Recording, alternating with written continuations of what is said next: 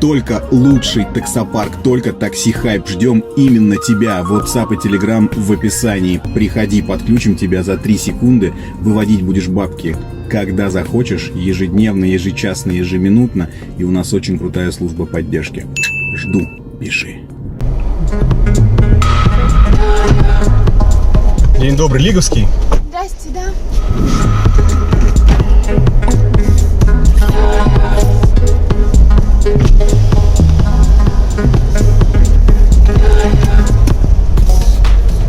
А можете окно закрыть, это холодно. Холодно. А сейчас лучше налево надо повернуть. Да, Так. потому что направо тупик. Понятно. У меня показывает в машине, что за бортом 21 градус. Вам холодно, да? Не, ну не вопрос, я закрою. Холодно, да. Хорошо. У меня есть подогрев задних сидений. Хотите? Можете включить подогрев задних сидений. Нет, не надо. Значит, получается, меня навигатор неправильно ведет. Вы тогда мне сами говорите, как нам выехать на Бухарестскую улицу. Налево здесь? Ну, сейчас уже налево. Угу.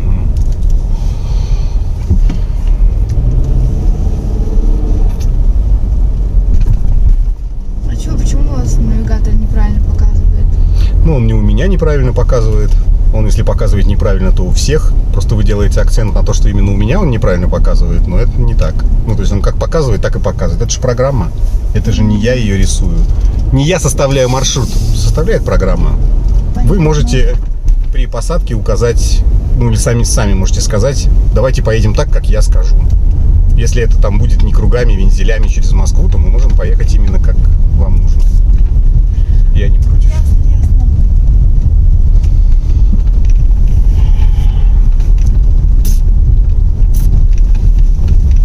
А легко к вам вообще в такси попасть работать? Всех берут? А вы с какой целью интересуетесь? Хотите по такси пойти работать? Нет, мне просто интересно. Ну, вообще не сложно, нет. Нужно только права со стажем пару лет и глаза. Глаза на... чтобы они спереди были, а не на затылке. Ну, понятно. А, ну еще нужно обладать, забыл совсем очень важное качество, нехилой стрессоустойчивостью. Ну, чтобы можно было спокойно реагировать на все коммуникации с пассажирами. И что, вы спокойно реагируете? А по мне незаметно сейчас, что я спокоен Пока и непонятно. ровно разговариваю с вами. Ну, то есть, абсолютно. Ну, сначала все такие вежливые, А потом что? потом мало ли что. Мало ли что. Ну, хорошо. А у вас были примеры? Ну, типа что? Ну, я случалось? видела в интернете. На выход! Все, сука, блядь. Я фигею, блядь, чума, блядь. Накачала себе вафельницы свои, блядь. Друзья, в эти непростые времена есть выходы для того, чтобы заработать денег и как-то пережить трудности. Если вдруг вас уволили с работы, либо сократили, либо по каким-то причинам вы лишились дохода, вы всегда можете, и у вас есть личный автомобиль, вы всегда можете воспользоваться тем, чтобы поработать в такси, временно или постоянно. Пожалуйста, мы всех приглашаем. У нас очень крутой парк, у нас реально моментальные выплаты, у нас офигительная служба поддержки, и мы подключаем в течение вот такусеньки короткого времени. Всех приглашаем, все, кто нуждается, и все, кто планировал работать в такси, приходите к нам, обязательно мы всех накормим, обуем и обогреем. Не грустите, все будет хорошо. Удачи! Вы видели в интернете. Да. Знаете, я не знаю, В насколько... Инстаграм выкладывают часто, как там разговаривают таксисты обычно. Я не знаю, насколько вам хватит вашего образования, чтобы понять параллель, которую я сейчас проведу. Но помните, может быть, не помните, как было в «Собачьем сердце». Профессор Браменталь говорит, что прочитал там какую-то статью в газете, а Преображенский говорит ему: упаси вас Боже читать советские газеты, особенно перед обедом. Так никаких же и нет. Так вот, никаких и не читайте. Да ведь других нет. Вот никаких и не читайте. Вот это с интернетом параллель. Вы слишком много интернета смотрите. Понимаете? И если вы увидели 1-2 ролика с неадекватными таксистами, это не значит, что все таксисты такие. Вот я, например, совершенно не такой, чтобы вы понимали. И есть действительно люди, которые, ну, скажем, гораздо более многосторонний, чем вам могут показаться. Вот вы что про меня вот подумали, да? Вот я же понимаю ваше настроение. Вы там, ну, как-то не в настроении в каком-то, да? Неважно по какой причине, но пытаетесь там, да, меня как-то вот к земле, так скажем. Подготовки к земле, Придвинуть с небес, да, что я просто таксист там и так далее. Ну, я же не просто, например, таксист, вы об этом не знаете. А я не просто таксист. Я, например, тот редкий случай, когда я занимаюсь еще очень много какими разными делами. Например, я веду собственный бизнес, да, у меня, например, есть свой таксопарк. Это во-первых. А во-вторых, с недавнего времени я начал, правда, уже почему-то в конце сезона, ну, потому что так получилось, строить коттеджи. Я занимаюсь строительством коттеджей. И чтобы вы понимали, помимо всего прочего, я самообразовываюсь каждый день практически. Вот. И у меня нет свободного времени. А если оно есть, я его занимаю теми вещами, которые в будущем помогут мне стать лучше, богаче и красивее. Про красивее я имею в виду походы в фитнес-клуб. Я достаточно, так скажем... Произвели впечатление? Ну, не знаю. Вам может быть показаться, что я хотел произвести впечатление, но я хотел вам сказать, что не стоит всех как-то вот под одну гребенку, понимаете? Люди разные есть. В такси работают, ну да. Коттеджный бизнес, он как вообще прибыльный? Коттеджный бизнес? Даже не знаю, вот сейчас вам что сказать по этому вопросу. Опять же, хочется спросить, зачем вы этим интересуетесь? Ну, вообще прибыльный, конечно. Вообще любой бизнес прибыльный, если ты знаешь, как им руководить, как вообще работать в этом бизнесе. Но вы давно там? Я же сказал, я недавно там, но я могу сказать, что входной билет, да, я же не сам с рубанком стою там, да, и это самое... что-то делаю там с молотком. Входной билет в этот бизнес достаточно серьезный, чтобы вы понимали, чтобы начать заниматься строительством коттеджей, нужно иметь определенный капитал изначально. Так вот, он у меня был, что уже говорит о том, что, наверное, я, если вы про деньги, могу себе позволить начать такой бизнес. Вот я так вам отвечу на вопрос, прибыльный или коттеджный бизнес. Я рассчитываю на то, что он будет очень прибыльный. Ну, настолько прибыльный, что, возможно, в следующий раз вы сядете в мою, подчеркну, машину. Это тоже моя машина, чтобы вы понимали. Это не парк, да, нет, да, конечно, это не парковый автомобиль, это мой личный автомобиль. Что в следующий раз, возможно, вы сядете в какой-нибудь 200, там, не знаю, какой сейчас там вышел, 223 в 225 Мерседес. Сядете?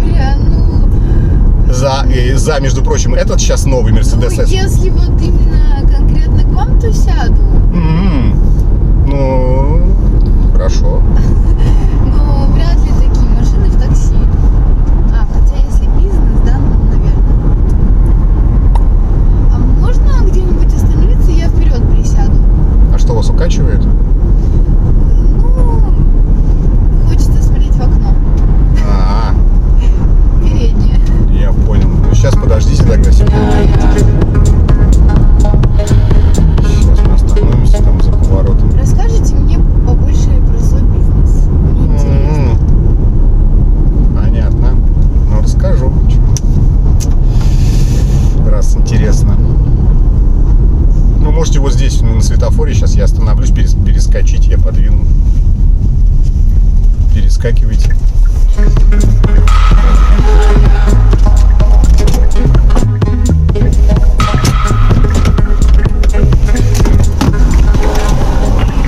Дверь что-то не хотела открываться. Пристегнетесь? Ну ладно, если будет пищать, да. Нет, пищать не будет. Вы сейчас про кого? Про сигнал или про меня? Про сигнал. Ну просто я не знаю, может вы меня имеете в виду. Пищать не будет? Водитель пищать не будет. Ну рассказывайте. Рассказывать. Поподробнее. Про что? Этапы строительства, сумму входного билета. В каком районе? В каком районе? Да. Это Ломоносовский район. Коттеджный поселок там есть?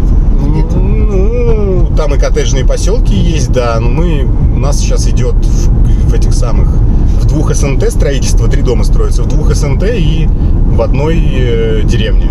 Ну, они сейчас так называются, деревни все равно. Присматриваете дом себе? Да нет, у меня уже есть. А, у вас уже есть дом? Да, уже стоит. Ничего себе. Долгое строительство было, на самом деле. Ну, мы с мамой этим занимаемся. Вот. Ну, мы как бы захватили там, у нас участок, получается, 2 в одном. То есть, как бы 2 участка в одном. Мы их объединили. И участок немножко заходил на лес. Вот, то есть, как бы, это же неправильно. И, в общем, мы его не могли оформить очень долго в собственность, участок сам. Вот. Года 4 на это ушло. По этим делам каталась мама. Все это оформляла. Вот. Ну, дом, конечно, построился гораздо быстрее, чем оформление в собственность. Вот. Ну, прекрасно. Прекрасно. То есть вы тоже знаете, как это все примерно плюс-минус происходит? Да, я даже участие принимала в этом.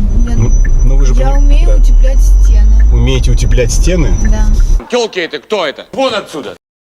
Отпусти ее! Пошли отсюда, быстро! Судя по всему, и мужские сердца. Да? Ну, наверное, со стороны виднее. Да, со стороны вообще все прекрасно видно.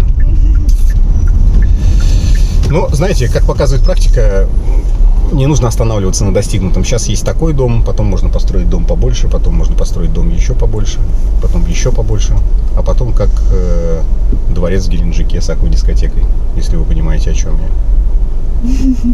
Примерно. Примерно. А может, мы как-нибудь с вами встретимся вне машины, попьем кофе? Вот это поворот! Вне машины попьем кофе? Ну да, сходим в кафе, может быть. Сегодня вечером или завтра вечером. Приглашаете меня? Да. Знаете, я вынужден отказаться по одной простой причине, что сейчас же осень, вечером дожди обещают. У таксистов так много работы, подчеркну, у таксистов так много работы, что они вынуждены работать. И поэтому Вы просто такой симпатичный молодой человек. Это я подумала, почему бы и нет. Я понимаю, поэтому не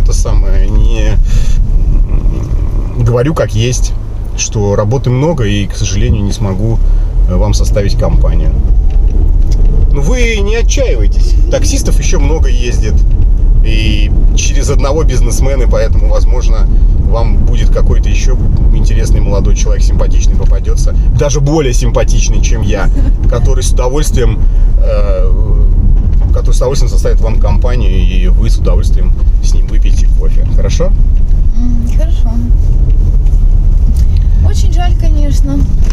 Ну, знаете, я понимаю, что, возможно, вы, наверное, судя по вашей внешности, не привыкли к отказам, я уверен. Но поймите меня правильно, это ничего личного, это просто работа. Мне нужно просто работать. Хорошо, да? Я поняла. Да, все, счастливо. До свидания. Спасибо вам большое. Пока. До свидания. До свидания. У вас безнал, да, безнал. А почему, вы спросите меня, дорогие зрители, я отказал этой девушке? А потому что, блядь, когда я не был бизнесменом, и езжу я не так, и окно у меня открыто, и кого только не берут в такси, а когда, блядь, запахло мешочком с горшочком с золотом, то сразу я стал красавчиком, епта. Просто... Я понимаю вас, женщины, я понимаю, что наличие бабла у мужика — это плюс 100 к сексуальности вообще и всему остальному. То есть, когда он с бабками, он пухленький медвежонок, а когда он без денег, то он жирная свинья. Я понимаю это прекрасно, прекрасно понимаю.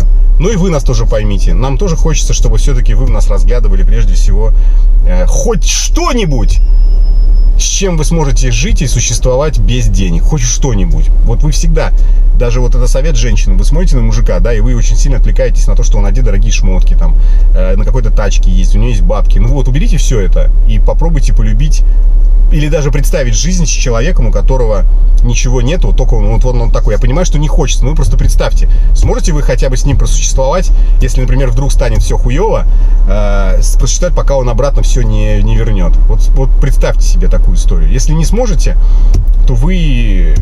Не надо вам это все. Хотя, блядь, ну был бы я телкой, конечно, я вас понимаю прекрасно.